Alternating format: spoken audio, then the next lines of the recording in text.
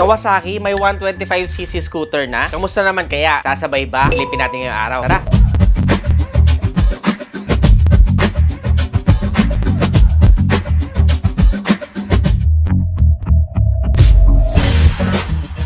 Marami nga natuwa na sumabay na rin ng Kawasaki sa pag-release ng kanilang sariling 125cc na scooter. Kasi before, ang kilala lang talaga na small displacement nila is yung Kawasaki Fury. And personally ako, ang first ever motorcycle ko talaga ay Kawasaki Aura Nexus. So it's been a long while since nag-release sila ng small displacement, and right now, scooter naman. Marami ang natuwa at marami din ang tumaas ng kilay at umani ng iba't ibang klaseng komento sa social media itong design ng kanilang Brasky 125. Kayo ba, netizens? Palagay ninyo, maganda ba siya? For my own opinion, may sariling touch si Kawasaki pagdating dito sa Brasky 125 dahil pag nakita nyo naman siya sa personal ay hindi siya cheap looking motorcycle. Meron tayong LED na mga ilaw, naka semi-digital yung kanyang meter panel na I hope soon ay mag-release na sila ng fully digital na meter panel para makasabay na. For the decals, napakaraming decals all over the motorcycle, netizens. For me, mas gusto ko yung minimalist pero merong target market para sa ganito na super dami ng decals na going on to add character dun sa scooter. So, nire-review natin is yung kanilang blue. Ang ganda ng pagka-blue niya sa personal, netizens. And meron tayong mga linings na orange. May nakasulat na Modenas 125 dun sa bandang gilid. At nakasulat na din doon na fuel injection na ang motorsiklo na ito. Doon naman sa may bandang likuran ay nakalagay dito yung kanyang Brasky at syempre yung Kawasaki for branding. Meron din tayong mga parts dito na merong carbon-like material na nakapag-add din sa premium look netong scooter na ito. Syempre, isa sa pinakamahalaga dyan ay meron tayong step-through na footboard para makapaglagay tayo ng mga pinamili at maging kapares din natin to sa pang-araw-araw na hanap buhay natin o kaya naman ay kung meron lang tayong mga errands na pupuntahan. We also have a regular size ng kanyang seat. Sakto lang din yung kanyang lapad at abot din siya ng 5'4" in height na kagaya ko. Ang mga color na available ay red, blue at meron din silang parang gold. Sa makina naman ay meron tayong 4-stroke, single overhead cam, single cylinder na naka 2 valves at syempre fuel injection na kaya magiging matipid na to sa gasolina. Iba napansin na medyo ma-vibrate nga lang ito pero I think that's actually normal for scooters. Dahil ako mismo ay nagkaroon din ng 125cc before, nag-start tayo dyan at napansin ko na talagang may pagka ma-vibrate naman, but it's not something na talaga mapapansin mo. As long as you're giving it the proper maintenance, ay normal lang talaga yung ganyang vibration. So syempre 125cc nga ito na merong electric start at kickstart. So kapag na-discarga ka, meron kang peace of mind na mapapastart mo pa rin yung motorsiklo mo dahil meron nga siyang kickstart. You can also expect a maximum power of 9.52 HP at 7,500 RPM and a maximum torque of 10 Newton meters at 5,000 RPM. It's decent. Actually, 125cc ngayon masasabi kong sweet spot kung talagang gusto mong bumili ng first motorcycle mo kasi hindi siya sobrang hina, hindi rin siya sobrang lakas, hindi siya overwhelming at magdadala ka from point A to point B nang walang bitin. Kaya rin niya sa mga uphill. So, if you're planning to buy your first motorcycle, I highly recommend to buy a 125cc. Yan yung mga medyo tignan ninyo sa market. Kung alin dyan yung prefer ninyo. For the suspension, meron tayong telescopic fork sa unahan at naka-swing arm naman or monoshock sa likuran. Naka-disc brake din tayo na 220mm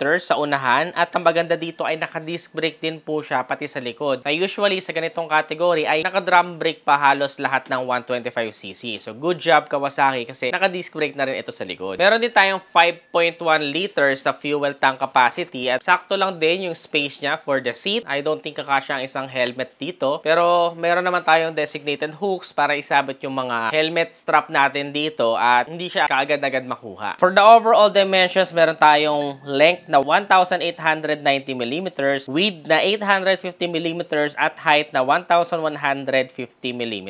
760mm naman yung kanyang seat height kaya kahit yung mga short riders na kagaya ko ay walang problema at abot na abot ninyo at lapat na lapat ang inyong paa kapag nakasakay kayo dito. So for lady riders, you can also consider this scooter. Iba rin yung atake niya dun sa mga side mirrors niya, netizens. Nagustuhan ko na medyo makapal yung side mirrors niya. Meron nga pala tong kill switch sa kanyang side stand. Isa pa rin sa mga nagustuhan ko sa kanya ay meron na rin siyang USB ready na charging port dun sa kanyang front pockets. Nakasya naman ang isang smartphone. May key shutter na rin po pala tayo at seat opening switch. So pipindutin mo na lang dun sa pinakasusian kung gusto mong buksan yung upuan. Ang Brasky 125 ngayon, netizens, ay merong SRP of 75,000 pesos. Para sa inyo, sulit ba siya? So, consider nyo ba ang Brasky 125 na maging competitive sa 125cc market natin ngayon pagdating sa scooters? Kung ila-line up mo siya sa Honda Click 125, Yamaha Mio Gravis 125, meron din tayong Suzuki Bergman Street 125, at for the Kawasaki naman ay itong kanilang Brasky 125. Alin sa apat na yan ang palagay ninyong mananalo? Gusto nyo bang bigyan natin ng comparison video? The best 125cc for the big four? Comment nyo naman sa ibaba. Ano pa kayo mga ibang motorsiklo ang gusto nyo i-review natin next time? Huwag nyo kami kalimutan na i-visit dito sa aming Nedi Shop na located sa Santa Rosa, Laguna. O kaya naman i-umorder sa aming Shopee Nedi Shop. Kung nagustuhan mo ito, netizens, don't forget to give this video a thumbs up, subscribe. Again, this is Ned Adriano. Always keep it cool and ride safe always.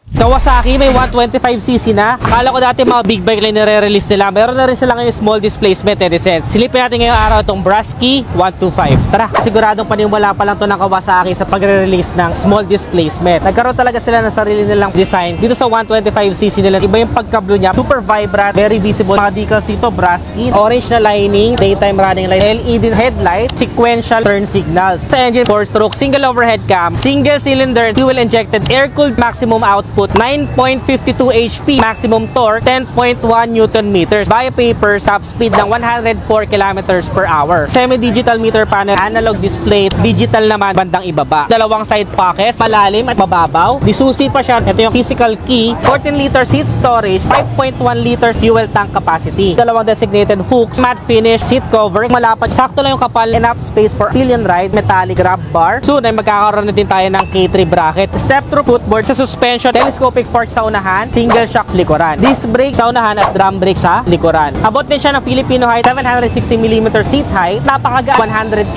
kilograms. Parang medyo manipis yung kanyang mga gulong. 80/90/14 sa unahan, 90/90/14 sa likuran at both tubeless tires na. Rubber pillion ride step. Built-in na tire hugger, wala pa pala siyang kill switch, reflectors magkabilang gilid. Ano masasabi nyo sa looks niya, netizens? Comment nyo naman sa ibaba. Sa presyong 75,000 pesos, para sa inyo, sulit ba ang Brasky 125?